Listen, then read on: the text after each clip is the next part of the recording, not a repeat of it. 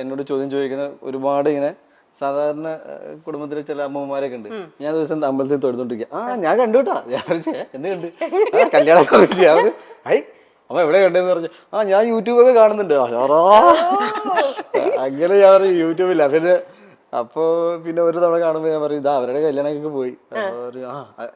Basically what happens is that sometimes it's funny and sometimes എനിക്ക് irritation വരും. അപ്പൊ ഞാനോട് നീ വന്ന് കമന്റ് ഒന്നും ഇടല്ലേ എന്ന് പറയും.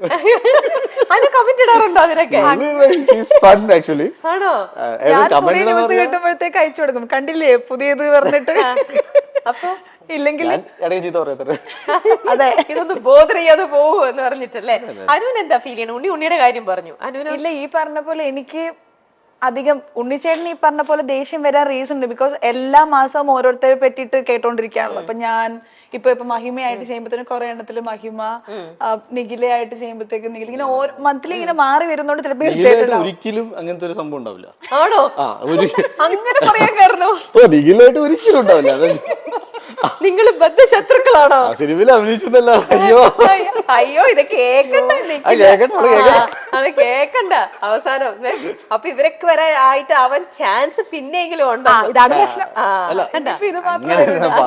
മനസ്സിലായി മനസ്സിലായി, എനിക്ക് മനസ്സിലായി. അപ്പൊ ഉണ്ണിച്ചേട്ടനെ സംബന്ധിച്ച് കുറെ ആൾക്കാരുടെ പേര് വരുന്നോണ്ട് സ്വാഭാവികമായിട്ട് ഇറിറ്റേറ്റഡ് ആവും. എന്നെ സംബന്ധിച്ചിട്ട് എനിക്ക് അങ്ങനെ ഒരു അധികം പ്രശ്നം ഇല്ല. ഏറ്റവും കൂടുതൽ മേ ബി കേട്ടിട്ടുള്ളത് അപ്പൊ എനിക്ക് കേൾക്കുമ്പോ പിന്നെ ശരിയാ. എനിക്ക് മാത്രല്ല, ഇപ്പൊ എന്റെ ബ്രദർ ആണെങ്കിലും ഇപ്പൊ ഇതിലേക്ക് ഇങ്ങോട്ട് വരാ ഉണ്ണിച്ചേട്ടൻ ഇന്റർവ്യൂവിന് പോവാന്ന് പറഞ്ഞപ്പോ എന്റെ അണ്ണനും അത് തന്നെയാ പറഞ്ഞത്. ഇനിയിപ്പം അടുത്തത് കാണാലോ. ഇതാണ് എനിക്ക് അങ്ങനെ ദേഷ്യം വരില്ല. ഇത് മാത്രമേ കാണുന്നുള്ളൂ. ഞാൻ അപ്പോഴും അയച്ചു കൊടുക്കും. അങ്ങനത്തെ ഒരു മൈൻഡ് സെറ്റ് ഉള്ള ഒരാളാണ്. ഞാൻ എപ്പോഴും വിചാരിക്കുന്നത് എന്താ അറിയോ, എന്തായാലും ഇതിൽ പ്രത്യേകിച്ച് ഒന്നുമില്ല. പിന്നീട് എനിക്കൊന്നുമില്ല. ഇവരുടെ ഭാവി ജീവിതത്തിൽ കല്യാണമൊക്കെ വരുമ്പോ ഏതെങ്കിലും കിറുക്ക് പയ്യൻ വന്നിട്ട് എനിക്ക് വിളിക്കുന്നത് എടാ ഉണിമൂതാ, ഞാനത് പേടിച്ചിട്ട് അയ്യോ എനിക്ക് അറിയേയില്ലേ ആരാണെന്ന് അറിയില്ല എന്നല്ലേ. അപ്പൊ എനിക്ക് തോന്നുന്നു നിങ്ങൾ തമ്മിലുള്ള ഇങ്ങനെ ലിങ്ക് കൂടുതലും കാരണം നിങ്ങൾ തമ്മിൽ രണ്ട് കാര്യങ്ങളുണ്ട് കോമൺ. ഒന്ന് നമ്മുടെ മതം, ഒരു ഇത് നിങ്ങളുടെ, പിന്നെ അതല്ല ഭക്തി വേർന്ന് ആ ഒരു ഇതിനോടുള്ള അമ്പലം, ദൈവം, ആ ഒരു ഭക്തി, പിന്നെ ഒന്ന് രാഷ്ട്രീയ ചിന്താഗതി. ഇത് രണ്ടും കാരണമായിരിക്കണം ഒരുപക്ഷെ നിങ്ങളെ രണ്ടുപേരെ തമ്മിൽ ആൾക്കാര് കണക്ട് ചെയ്യുന്നതെന്നാണ് എനിക്ക് തോന്നുന്നത്. ആയിരിക്കും നല്ല കണക്ഷൻ. അതിലൊരു പക്ഷെ ഒട്ടുമില്ലാന്ന് പറയാൻ പറ്റുന്നുണ്ടാവത്തില്ലായിരിക്കും. കാരണം എന്റെ വിശ്വാസത്തെ പറ്റിയിട്ട് തുറന്നു പറയുന്ന ഒരാളാണ് ഞാൻ. ഉണ്ണിച്ചേട്ടനെ സംബന്ധിച്ചിടത്തോളം അങ്ങനെ പുള്ളിക്കാരൻ പറയാറുണ്ട്. മേ ബി കുറെ ആൾക്കാരെക്കാട്ടിലും കൂടുതൽ ഞങ്ങളത് പറഞ്ഞിട്ടുണ്ട്. അപ്പൊ അതുകൊണ്ട് ആൾക്കാർക്ക് കണക്ട് ചെയ്യാൻ പറ്റുന്ന ഒരു റീസൺ അതായിരിക്കും. ഓക്കെ, ഇവർ രണ്ടും അങ്ങനെ പറയുന്നുണ്ട്, എന്നാ പിന്നെ ഇവരങ്ങനെ. അപ്പൊ ഒരിക്കലും ആ റീസൺ ഇല്ല എന്ന് പൂർണ്ണമായിട്ട് പറയാൻ പറ്റില്ല. കുറച്ച് കൂടുതൽ റീസൺ ചിലപ്പം അതായിരിക്കാം. കാരണം ഞങ്ങൾ ഒരുമിച്ച് അങ്ങനെ വർക്ക് ചെയ്തിട്ടില്ല. ഒരു പടത്തിൽ അങ്ങനെ വർക്ക് ചെയ്തിട്ടുണ്ടെങ്കിൽ പോലും ഞങ്ങൾ അങ്ങനെ പേരായിട്ടോ അല്ലെങ്കിൽ അങ്ങനെയൊന്നും ചെയ്തില്ല. സോ ആൾക്കാര് കണ്ടെത്തുന്ന ഒരു റീസൺ അത് തന്നെ ആയിരിക്കാം അല്ലെ. ഒരുമിച്ച് ഒന്ന് അമ്പലത്തിലും കൂടെ പോയ ഇത് സിനിമയില് സാധാരണ എല്ലാ ഹീറോയിൻസിനും ലൂസ് ടോക്സ് വരും. അത് അങ്ങനെയാണ് ഞാൻ കാണുന്നത്. ഇപ്പൊ കേട്ട് ശരിക്കും ആക്ച്വലി ഇങ്ങനത്തെ ഒരു ന്യൂസ് വരുമ്പോൾ ബോധഡ് ആവില്ലായിരിക്കും അല്ലെ. എത്രയോ ഫേക്ക് ന്യൂസ് കേൾക്കണോ. ഫസ്റ്റ് ടൈം സെക്കൻഡ് ടൈം ഒക്കെ കേൾക്കുമ്പോൾ നമ്മൾ ഇത് എന്താന്ന് ചോദിക്കും. പിന്നെ ഇത് ഡെയിലി ഓരോ സിനിമയിലും ഓരോ ഹീറോയിൻസ് ആകുമ്പോഴത്തേക്ക് അവരുടെ കൂടെ പേര് ചേർത്ത് വരുമ്പോ ഇപ്പൊ ഞാൻ എന്റെ സ്വഭാവം എങ്ങനെ ഒരു തവണ ഞാൻ റിയാക്ട് ചെയ്ത് കഴിഞ്ഞാൽ പിന്നെ എനിക്കത് ഭയങ്കര ബേസ്ലെസ് ആവും. പിന്നെ ആദ്യമൊക്കെ ഞാൻ ഇന്ന് ഓക്കെ ഇപ്പൊ എനിക്കറിയാം. ഇപ്പൊ ശ്വാസികയുടെ കല്യാണം കഴിഞ്ഞു, താങ്ക് ഗോഡ്. ഒരാള് അതെ ഒരുപാട് പേരുണ്ടാവും. പിന്നെ ഞാൻ ശ്വാസിക ഒരു പടത്തില് ഉണ്ണി നന്നായിട്ട് അഭിനയിച്ചു എന്ന് പറഞ്ഞാണ് അന്ന് തുടങ്ങിയതാ. അപ്പൊ എനിക്ക് പാവം തോന്നി. ഞാൻ വെച്ചാൽ she was about to get married ആണല്ലോ. അപ്പൊ നമുക്കിത് പുറത്ത് പറയാനേ പറ്റില്ല. ബിക്കോസ് അവരുടെ പേഴ്സണൽ കാര്യമാണ്.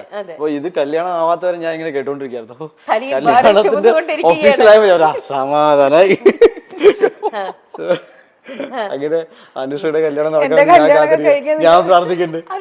ചോദിക്കും എന്റെ കല്യാണം വല്ലോ നിങ്ങൾ നേർച്ച വല്ലോ. ഞാൻ അത്രക്കാരി അല്ല. ഞാൻ മറ്റേ പ്രാർത്ഥിക്കുന്നുണ്ട്.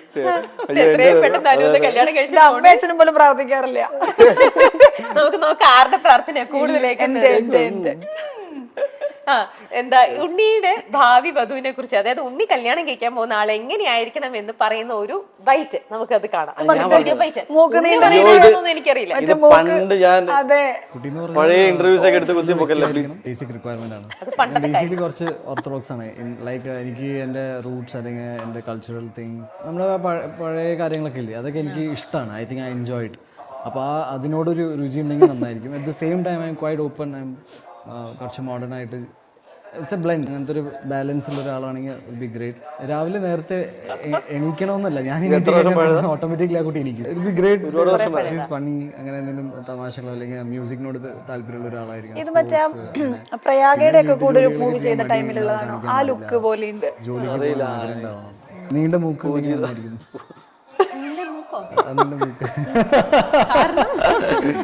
അറിയില്ല. It's good. ഐ തിങ്ക് എനിക്ക് എപ്പോഴും ഐ ജസ്റ്റ് ഫെൽറ്റ് ലൈക്ക് ഭയങ്കര ഷാർപ്പായിട്ട് തോന്നാറുണ്ട്. It's like I don't know, എനിക്ക് അതിൻ്റെ എൻ്റെ എക്സ്പ്ലനേഷൻ ഒന്നും എനിക്കില്ല. ഇത് ഇങ്ങനെ ഞാൻ പറഞ്ഞിട്ടേ എന്നോട് ഇങ്ങനെ സംസാരിക്കാൻ പറഞ്ഞ് ഞാൻ ചുമ്മാ സംസാരിച്ച് പോകും. അതിനുശേഷം എനിക്കൊന്ന് മെസ്സേജ് എൻ്റെ എന്ന് ചേട്ടൻ അത് ഭയങ്കര മോശമായി പോയി അങ്ങനെ പറഞ്ഞു, നീണ്ട മൂക്ക് മാത്രം അങ്ങനെ പറഞ്ഞു. അപ്പൊ നീണ്ട മൂക്കില്ലാത്ത ആൾക്കാർ നല്ലതല്ലേ. ഞാൻ വിചാരിച്ചു ദൈവമേ, ഞാൻ ഇതൊക്കെ എനിക്ക് പേടിയായി. ഇന്നത്തെ പൊളിറ്റിക്കൽ, അന്ന് എനിക്കൊന്നും ഈ പൊളിറ്റിക്കൽ കറക്റ്റ്നെസ് ഒന്നും വന്നിട്ടുണ്ടായിരുന്നില്ല. ഞാൻ ഇത് ചോദിച്ചോട് ഞാൻ പറയും ഇപ്പത്തെ അവസ്ഥ എന്തായിരിക്കും? ഇല്ല, ഒന്നും ഒരു അവസ്ഥയില്ല.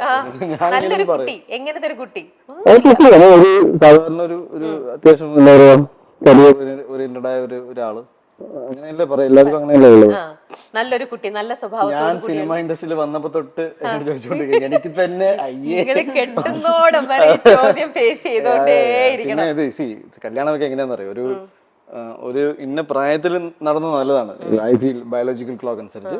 ബട്ട് അത് നടന്നില്ലെങ്കിലും നിങ്ങൾ if you are in a good mental സ്പേസിലാണെങ്കിൽ, മാത്രമല്ല നിങ്ങൾക്ക് കല്യാണം ഇന്നത്തെ കാലത്ത് നോക്കുകയാണെങ്കിൽ ഒരു കമ്പാനിയൻഷിപ്പാണ്. ഒരു കറക്റ്റായ ഒരാളുടെ ഒപ്പം ഒരു വർഷമാണെങ്കിലും ഇറ്റ്സ് ഗുഡ്. ഒരു തെറ്റായ ആളുടെ ഒപ്പം 25 വർഷം ആനിവേഴ്സറി കേക്ക് കട്ട് ചെയ്യുന്നതിനേക്കാളും എത്രയോ നല്ലതാണ് ഒരു വർഷം ഒരാളുടെ സമാധാനം. ഇപ്പൊ ഞാൻ അങ്ങനെയായി. ഓക്കെ, അപ്പൊ സംടൈംസ് ഇപ്പൊ ഞാൻ പറഞ്ഞില്ല, ഞാൻ ലൈഫ് ഇസ് ബ്യൂട്ടിഫുൾ എന്ന് പറഞ്ഞത് എന്റെ ലൈഫിൽ എനിക്ക് എല്ലാം കിട്ടിയിട്ടുണ്ട്. ഞാൻ ഭയങ്കര വിശ്വാസത്തിലുള്ള ഒരാളാണ്. എന്ന് വെച്ച് എന്റെ ലൈഫിൽ ഇത് നടന്നില്ലെങ്കിൽ ഒരു ട്രാജഡി എന്ന് ഞാൻ കരുതില്ല. ഞാൻ പറഞ്ഞില്ലേ, ഞാൻ ഒരുപാട് കാര്യങ്ങൾ കിട്ടിയിട്ടുണ്ട്. സോ ഇതും ഞാൻ ഇല്ലാന്നൊന്നും പറയുന്നില്ല. ഞാൻ പറഞ്ഞത്, ഞാൻ കഴിഞ്ഞ 10 വർഷമായിട്ട് എന്നോട് ചോദിക്കുമ്പോൾ ഞാൻ ഇങ്ങനെയൊക്കെ പറഞ്ഞുകൊണ്ടിരിക്കുന്നത്. അപ്പൊ ഞാനിപ്പോ പഴയ ഇന്റർവ്യൂ ഞാൻ ഇങ്ങനെ പണ്ടേ പറഞ്ഞതല്ലേ, എനിക്കിപ്പോ അതാ അടിച്ചത്. That should happen. അങ്ങനെ കളിയാക്കി ചിരിക്കണ പോലത്തെ ഞാൻ പറഞ്ഞല്ലേ പണ്ട് എങ്ങനെയുള്ള ആളെ വേണമെന്ന് പറഞ്ഞിട്ടുള്ള വീഡിയോ ഇടാന്ന് പറയുമ്പോഴേ ഞാൻ ചോദിച്ചത് അതാ മറ്റേ മൂക്ക് നീണ്ട വീഡിയോ അല്ലേ ഞാൻ കണ്ടതായത്.